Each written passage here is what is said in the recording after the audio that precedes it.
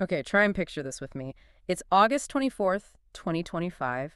You're in Kerala. It's warm, maybe a bit sticky, but there's this sense of purpose in the air. Right. Imagine this group, Ayyappa devotees, deeply connected to the spiritual life there, gathered for what everyone thought was just a normal discussion. A cultural meeting, yeah. Yeah, About the Sabarimala temple, which is so central to them. exactly. Sounds pretty calm, right? A space for community, for faith. On the face of it, absolutely. It just seemed like a standard community meeting focused on, the practical side of things for the pilgrims.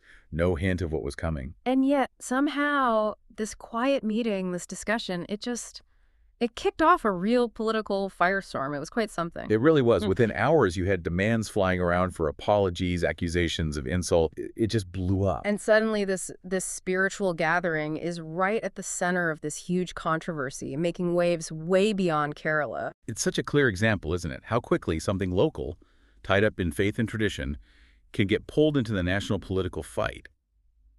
Exposes all those fault lines. So that's what we're doing in this deep dive. We're not just listing events. We want to peel back the layers here. Yeah, unpack it. Look at the accusations, the motives, and this really, really fascinating mix of faith and politics in India. Why could just attending a meeting like this cause such an uproar? And what does it tell us about, trying to run a diverse country where these deeply held beliefs constantly bump up against modern governance? We want to connect these specific moments to those much bigger questions. It's a complicated picture, definitely. Every piece of history, every political move seems to matter here. Okay, let's get to the heart of it then, the controversy itself. As we said, Assembly of Ayyappa Devotees, Kerala, August 24th, 2025. The purpose seemed pretty straightforward, didn't it? Discussing things related to the Sabarimala temple. Right, a place that's hugely important, a real focal point. And these meetings, they're often quite practical, improving facilities for pilgrims, maybe temple management stuff, community welfare. Yeah. Usually focus on the needs of the devotees. But what made this meeting stand out almost right away was who showed up. Two very powerful figures. Pinarayi Vijayan, Kerala's chief minister from the CPIM. And M.K. Stalin, Tamil Nadu's chief minister from the DMK. Their presence, you could argue, was meant as a supportive gesture, right?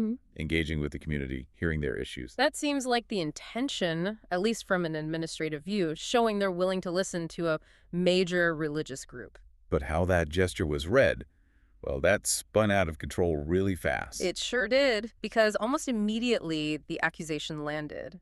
And it came from Rajeev Chandrasekhar. Newly appointed head of the BJP in Kerala, former union minister, tech guy turned politician. And he didn't just raise an eyebrow, he went public demanding apologies from both chief ministers. It wasn't subtle. He basically said there wasn't just like bad form, but a direct insult to the Hindu community, a full-on attack. And that's where it gets really interesting, isn't it? How does just showing up at a meeting get framed as a profound insult?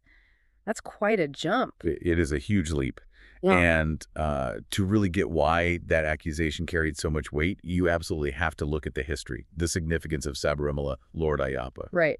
Without that background, Chandrasekhar's comments might seem to come out of left field. Exactly. Yeah. So why is this temple, this deity, so important? Well, the Sabarimala temple itself, it's more than just a building. It's way up on a hill in Pathanamthitta district. It's this huge symbol of tradition. And millions, literally millions, Yeah. make that tough pilgrimage every year, especially during the main season, the Mandala Makara Vilaku period. And Lord Ayyappa, the deity, is seen as celibate, embodying discipline, devotion. Right, and the pilgrimage itself isn't just a trip. It involves this intense 41-day vow, austerity, abstinence. It's a whole commitment. A deep personal sacrifice. So any perceived slight against the temple or its traditions feels incredibly personal to the devotees. Absolutely. It's tied up with identity. Which brings us back to that lingering scar. The 2018 protests. Ah, yes. That history really does cast a long shadow here, doesn't it? It powerfully shapes how people see things now, especially with faith involved. That 2018 Supreme Court ruling allowing women of all ages entry that caused massive, sometimes violent protests from traditionalists. They saw it as violating centuries-old customs about restricting women of menstruating age. And crucially, Pinarayi Vijayan's CPIM government supported the court's decision. Which led to huge clashes, not just government versus traditionalists, but involving opposition parties like the BJP, who strongly opposed the ruling. Exactly. That whole period created this deep sense of grievance for many devotees. So any political interaction now, especially involving Vijayan, is like walking on eggshells. It's a minefield, basically. That history makes this August 2025 meeting instantly controversial, regardless of the stated agenda. Precisely. You can't separate the two. That 2018 memory is just too raw, and it fuels the narrative. Okay, so let's dig into the political strategy here. Chandrasekhar's arguments weren't just emotional, they were clearly calculated. What were his main points? Well, first, he flat out called it a political stunt for votes. Said they were only there because Kerala's 2026 assembly elections are coming up. Pure opportunism, he claimed. And then the hypocrisy angle, right? Pointing out that these parties, CPIM and DMK, lean secular and have sometimes criticized religious practices. Yes, he hammered that point, saying, how can they suddenly be engaging like this unless it's just for votes? And he specifically brought up Vijayan's role in 2018. Oh, yeah. He directly linked Vijayan's attendance now to his government's actions back then, framing it as further proof of, quote, disregarding devotee sentiments. He drew a straight line to that emotional history. And what about Stalin? How did he fit into Chandrasekhar's critique? For Stalin, he focused on the DNK's history, its traditional skepticism towards religion, rooted in rationalism. So Stalin being there seemed, well, particularly jarring or inappropriate from Chandrasekhar's perspective. Out of character, almost. So this isn't just a local spat. It's playing into a much bigger game across both states. Absolutely. Religious sentiment is, well, it's powerful political currency. Let's look at that wider picture. In Kerala, the BJP has always found it tough going against the LDF and UDF, the two big coalitions. Right. They've been a distant third, mostly. So Chandrasekhar's appointment and this aggressive stance, it signals a shift, doesn't it? A deliberate strategy. Totally. They're clearly trying to champion Hindu causes more overtly, use issues like Sabarimala to galvanize support and grow their base where they haven't had much success before, trying to change the game. Okay, and Tamil Nadu. The DMK under Stalin, known for social justice, rationalism. How does his presence fit? Well, one interpretation is that it's an attempt to maybe soften the DMK's image a bit. Reach out to Hindu voters, especially Ayyappa devotees, who might feel put off by the party's traditional stance. But that's risky too, right? Opens them up to exactly the kind of hypocrisy charges Chandrasekhar made. Exactly. It's a very fine line to walk, balancing ideology with electoral calculations. So how did Vijayan and Stalin actually react to being called out so publicly? Demands for apologies were made. Well, as of that day, August 24th, no formal apologies came. Vijayan's camp basically called it a BJP political ploy. Just trying to stir things up. That was their line. They argued their involvement is purely administrative, helping pilgrims, improving facilities. They even pointed to government money spent on Sabarimala infrastructure. So focusing on the practical support, not the religious aspect. We're managing logistics, not doctrine. Makes sense as a defense. And Stalin. He mostly stayed quiet, which, can also be a strategy. Avoid fanning the flames, perhaps, especially back in Tamil Nadu. Interesting. Though you mentioned some DNK supporters push back online. Yeah, on X, some called Chandrasekhar's comments an overreach. They argued that, meeting constituents and hearing grievances is just part of democracy, not necessarily an endorsement or an insult. Okay, let's step back and try to fact-check this a bit. The core claim. Did their presence actually insult Hindus? What's the evidence? Well, based on what's reported about the meeting itself, there's no concrete evidence, no record of specific insulting comments or actions by the chief ministers there. The agenda was logistics, administration. Right, so Chandrasekhar's claim seems much more about his interpretation of their presence, heavily influenced by that 2018 history, rather than something specific that happened at the August 2025 meeting. It looks like political framing. That's a really important distinction to make, separating the baggage of 2018 from the event in 2025.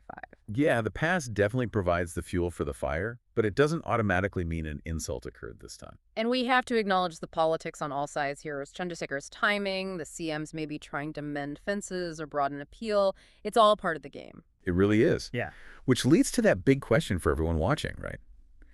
How do you tell the difference between genuine hurt or offense and, well, strategic political spin, especially when faith is involved? It's tough.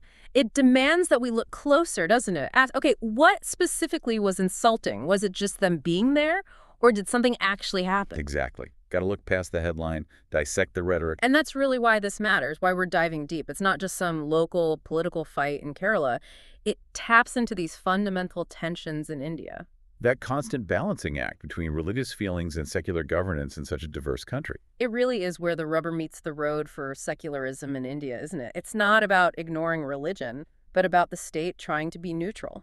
And this shows how incredibly tricky that is and how easily that balancing act can be, well, exploited. So for you, listening to this, it's a clear example of how carefully leaders have to tread around faith. Their actions, even just showing up somewhere, can send massive ripples. Affects public trust, perception. It's huge. And it highlights the sheer power of narrative in politics, how parties frame things, frame their opponents. That shapes everything. Understanding those narratives, the history, the motives, helps you see past the noise. And hopefully make more informed choices, right? Be a more critical consumer of news, a more engaged citizen. Definitely. Knowing the backstory lets you see the bigger chess game being played. So where does this leave things? As of that day, August 24th, 2025, this controversy certainly wasn't going away. No, seems likely the BJP, especially with Chandrasekhar, newly in charge in Kerala, would keep pushing this. It fits their strategy, especially looking ahead to the 2026 state elections. They're a ready-made issue for them. Meanwhile, the DMK probably wants it to just fade away, given their own political balancing act in Tamil Nadu. And caught in the middle, you have the Ayyappa devotees themselves. Many probably just want their faith respected, their pilgrimage supported, without all the politics. That's the ideal, isn't it? For Sabarimala to be about spiritual solace. But the reality is, major religious sites inevitably get drawn into politics because they matter to so many people. So here's something to maybe chew on after this deep dive. In a country where faith is just so deeply part of life, how do we manage political engagement with religious communities? Yeah, how can it genuinely be about understanding and respect and not just become, a tool for dividing people or winning votes? How can leaders support people's needs, whatever their beliefs, without looking opportunistic or disrespecting the very traditions they're engaging with? It's such a delicate tightrope. And this whole episode, it really gives us a lot to think about regarding India's path forward, doesn't it?